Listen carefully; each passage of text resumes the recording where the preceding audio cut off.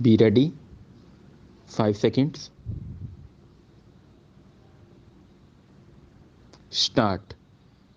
Mr. Vice Chairman, sir, I would like to make a mention of some of the problems of the workers in general and those of the scheduled caste and scheduled tribes in particular. Sir, in the first place, I would like to state that the railway administration does not provide to the workers a speedy and efficacious remedy against their grievances. If a worker is demoted, he has to their grievances go to the High Court after appealing to the executive authority. If a worker is superseded, he has to go to the executive authority in appeal and then to the High Court. If he has removed or suspended from service, he has first to go to the executive authority and ultimately a right is administered to him to go to the High Court. The result is that if a worker is dismissed from service, even though his dismissal is not proper or wrongful, he will not get the relief unless he goes through this channel of appealing to the zonal authority, then to the labor board, and ultimately referring the matter to the High Court and lastly the Supreme Court. The result is that in a case where the judicial authority holds to the High Court and the Supreme Court termination illegal and improper, the railway authorities are required to pay back the entire wages. It is all right that we have removed and dismissed a large number of workers. I think they are in thousands. What is the outcome of this? The outcome would be that there will be a large number of cases in the High Courts and the Supreme Court. Ultimately, it would be seen that even if one-fourth of the workers get relief of reinstatement and back wages, the railway administration will be required to pay to the tune of crores of rupees by way of back wages, and therefore the time has come when we have to consider afresh as to how our industrial relations should be. Sir, my friend has very rightly pointed out that under the industrial law, a worker can certainly, after dismissal, go to the court immediately and get his case adjudicated.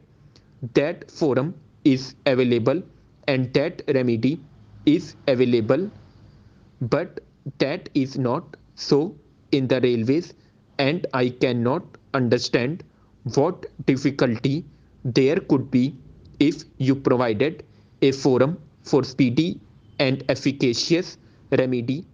Then the worker will also understand that his case is being judiciously scrutinized and he will feel that he has two cases and he will not proceed ahead.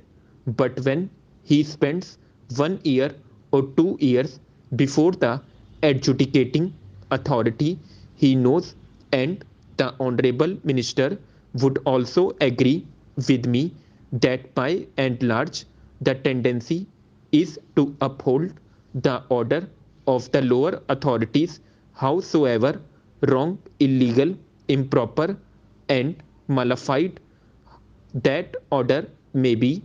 That is the tendency, and ultimately, when a judicial scrutiny is held, that order is set aside, and the result is colossal loss which the railways are called upon to bear on account of their wrong policies.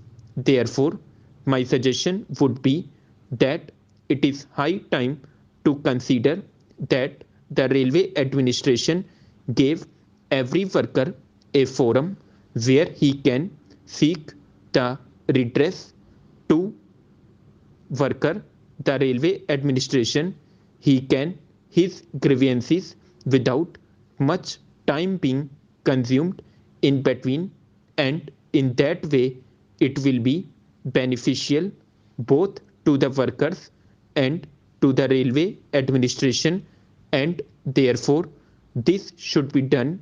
This is one of my suggestions.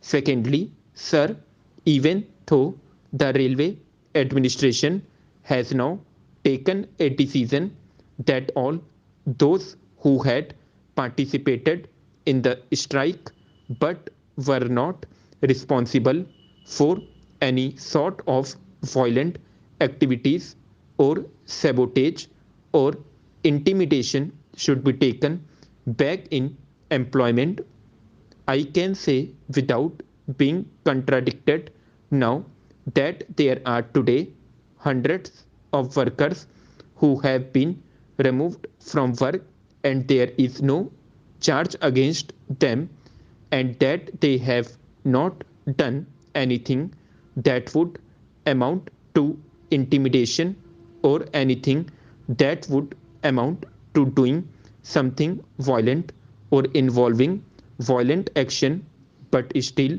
they have not been taken in employment. I have myself represented some of the cases.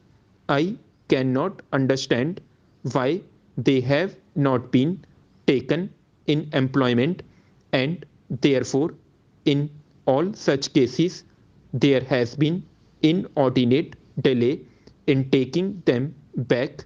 The railway board should now examine and find out who is responsible for the delay in the disposal of these cases. That is the responsibility of the railway board and of the general managers or the zonal managers or the divisional managers, whosoever were entrusted with the work of supervising the cases and taking appropriate action, and if they have committed lapses, they should be dealt with so that such a delay on the part of the railway administration would not be repeated. Then I may point out that in respect of the scheduled caste, there has been discrimination. If an inquiry is held, it would be seen that the scheduled caste employees have been discriminated against. They were removed from service through they did not participate in the strike or any violent activities.